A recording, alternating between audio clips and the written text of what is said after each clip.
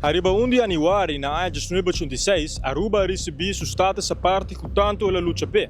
Isso aqui estava a significar que Aruba abrirá um país autônomo dentro do reino holandês. Sin embargo, o parlamento e democracia de Aruba não queda sem seu retorno relacionado com integridade e eficiência.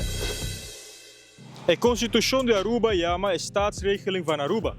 O documento legal aqui te explica como o Estado de Aruba está em cada outro e te explica também, por certo, como o poder dentro do país aqui está dividido.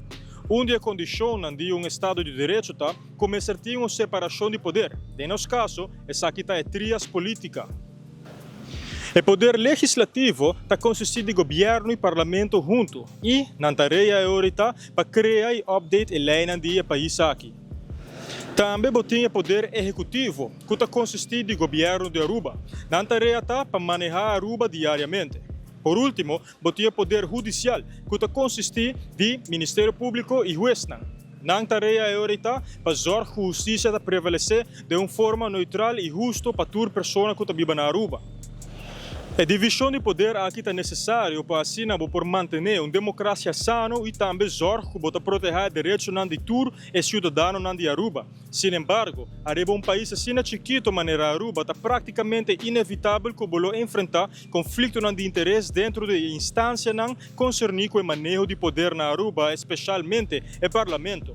O trabalho do parlamento está para controlar o governo. Sin embargo, em prática, essa queda um desejo irrealístico de a estrutura e hierarquia que tem dentro do partido político. Do partido político e na lista, é que tem um número mais alto normalmente está a assumir a função de ministro, mientras que o mais abaixo da lista está a assumir a função de parlamentário. A dependência aqui está roupa peligroso mesmo para a democracia de Aruba, devido ao hecho que o ore é parlamentário não tem que dar conta na ministra, mientras que o aqui está net ao contrário.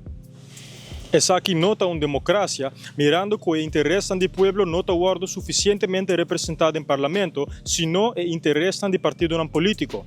Também, tomando em consideração o poder relativamente limitado da oposição para controlar o governo, que por certo também tem a maioria dentro do parlamento, nós podemos concluir que a democracia de Aruba efetivamente está guardo minar. Tem gente que aduna a sugerência para vir com uma eleição à parte para ministro e parlamentário. Pero, quão realístico está que o mesmo partido que está beneficiado do sistema aqui boga para cambio assim? Na fim de dia, está queda na pueblo para trazer o cambio que não está desejando.